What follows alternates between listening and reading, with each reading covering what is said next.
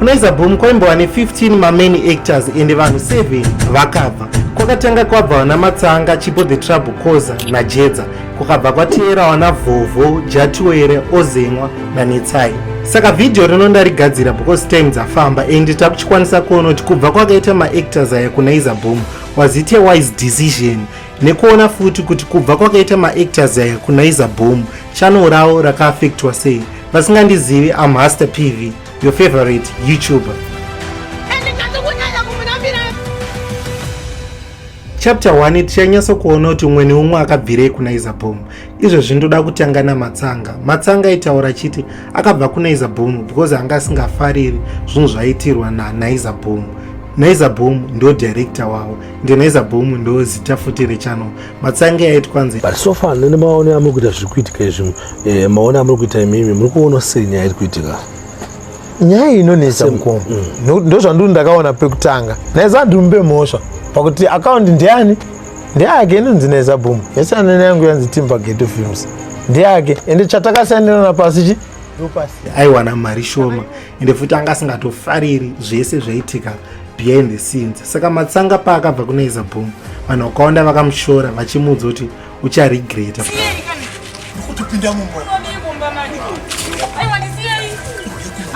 Ati Matsanga nekufamba kwetime akagadzira fanbase rake, like a co-fanbase rake rinomufarira. Izvo channel rake ratova ne over 100,000 subscribers. Saka iye Matsanga anogara achitoti ndakatoita decision yakanaka kubva kwandakaita kuNaiza boom because ndatogadzirawo brand rangu rakakura. Then tobva tienda kuna Jedza takazongomuona akusangobuda pamavideo aNaiza boom. Haana kutaura reason yakaita kuti abve kuNaiza boom. Jedza tikangoona pane pamwe paakambobuda paNaiza boom vana director wacho kuchingonzi Jedza ari panapo uyu vakangolenga-lenga yacho havana kutaura kuti sei akabva kuNaiza boom. Saka isusu nanhasi hatitoziva kuti sei Jedza akabva kuNaiza boom. Hapana munhu wakaudza paindaneti. Ndofunga kana pane munhu wakaudza reason akamuudzira kana kuinbox. Pana Jedza aita achidedzwawo samwe nemafriends ake kuti uya timbobuda pavidhio kedu kakadai, uya timbodai. So izvozvo ndo zvandisingade mukomana kuti uite mavidhio nevamwe vanhu kana kuti chii. So Jedza wakamunga nemusikanzwa aitoenda achiunika sei achienda ndofunga Jedza akatoita mameetings hobo achirambidzwa achiramba achiita sei achiita because aiona kuti ndikagara nemari yandikupiwa nezvinhu zvandinoda kuita hazvisikuenderana. Chipo the Trouble Koza paakabva kuNaiza boom hazvina kuita noise futi, zvazvakada kungofanana sezvakaita Jedza. Ini nchiro rangarira pane mbona Naiza boom handinambozvinotisa kuti Chipo the Trouble Koza hacha-act. Ndakazongoona rimwe comment vanhu vachimubvunza ndikazoti munhu uyu aiacta kuno. Saka nanhasi hatisi kutoziva kuti Chipo the Trouble Koza ari kuita akabvire kuNaiza boom, asi paFacebook afamba. Mama, chimpoto haikechi. Chipo, chimpoto haichochi. Chinonaka. Inochifarira mama ichi. Iwe ipizza iyi. Chimpoto haiku kwanotochiti chimpuchu kwedu mama. Kugongogara chipika. Chipoga. Formation of 4 Seasons Media. Panapa ndine 4 Seasons Media ndo timu racho rese. Saka panapa nhasi ndavavigira hangu. Pakabva Jatiwere, Ozemwa, Vovho naNetsai vanhu vanga vakatsamwira Naiza boom because ivo vanhu vakabva kuNaiza boom vane marizeni avo avaitaura vachiti kwanzi nekuda kweisusu takabva kuNaiza boom. Saka vakaitwa mainterview nevanhu vakawanda. Piwa mari ka zenge mari iri kupiwa mujombo kana kuti mufudzi wemombe kana kuti housemate kashanda chinhu takafamba kuenda kuBeatrice netsoka tisvike patiri panapa na kuBeatrice mainiti tinoshuta muvrenzi Netsai. Mari dzatiri kutambira kuNaiza boom imari yekuti kana kuzvirukisa musoro handisi kukwanisa kuzvirukisa musoro. Imwe nyaya inoita kuti vanhu varamba vachinetsana mucomment section ndeyekuti vanhu vanotaura vachiti kubva kwakaita vanhu ava vakunzi 4 Seasons Media kuNaiza boom vakatadza here move ravo kana kuti move ravo ranga riri smart. Inini hangu rega ndikudzei mafungira andoita.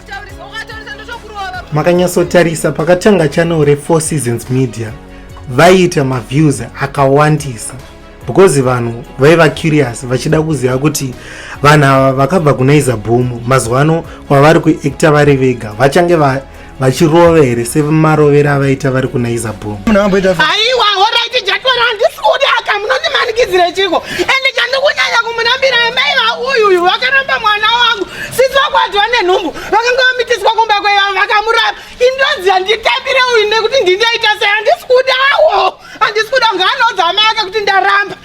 Ndizvozvo handisikuda. Ini ndakamuramba kwa akaramba umba kwa ina nzi ndakamuramba endotomuda musikana wangu plus mudhara pavakafa vakasiya vaisa imba. But mazuva ano 4 Seasons Media haichaiti maviews akawanda not kuti havachagoni sezvavaita vari kuNaiza boom but inini hangu I think kuti director wavo anovanyorera mascripts maybe haasi kunyatsokuita haasi kusvika palevel ranga vatrainer audience. Hanimozoti kana uri paYouTube unenge uchitotrainer audience yako kuti inini ndinogadzira mavideo akadai Hasta anoedita so saka vanhu sometimes zvakafanana inini paunombondiona ndisina kunyanya kuedita video vanogona kundibvunza kuti nhasi waita usimbo hwekuedita hanimazvona saka inini ndozvandinofunga kuti director wavo haasi kunyanya kuva creative nemascript sezvavaimboita maactors avo vari kuNaiza boom and they are not consistent zvakanyanya zvokuti vanoramba vachingoposta sezvinoita Naiza boom. Kana makamboona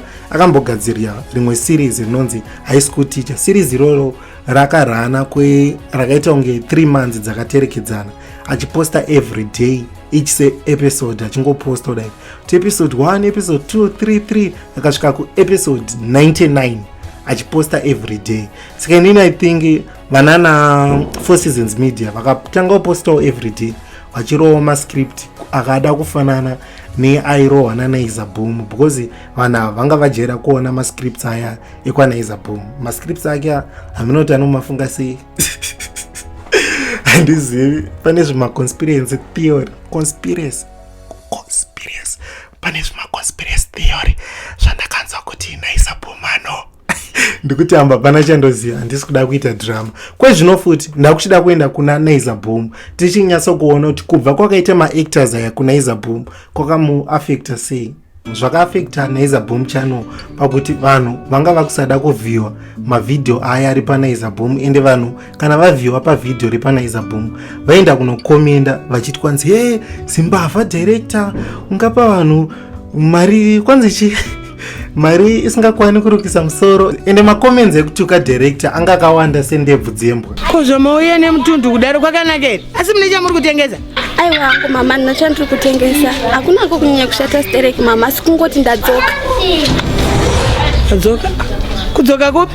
But nekufamba kwetime Naiza boom akaramba achiposta mavideos akawanda ende vanhu vaya vanga vakambomuvenga vakatanga kumufarira futi vakatanga kutomuona nanhasi izvo zvekutaura kwandikuita channel rake radzokera maviews panga ari ende umwe munhu anogona kuti zvasina effect kubva kwakaita vanhu 4 ava vaku 4 seasons. Indofunga hangu kuti effect ririko pakuti vanhu isusu vanhu vaiona Naiza boom vanga vangojaira kuti kwanzi kuNaiza boom kuna ningi saka panomboenda amwe manew faces vamwe vanhu vanenge vasinganyatsi kuenjoya. That's why chero Naiza boom akatombogadzira second channel raisa manew faces rinonzi Movie Connect ndo raisa manew faces. Saka indofunga kapanchi kake kuti pana Dhafu achipopotera netsai Jatiwere achinetswa na anonzano na Black murikuona kapanchi kaya handifungi kuti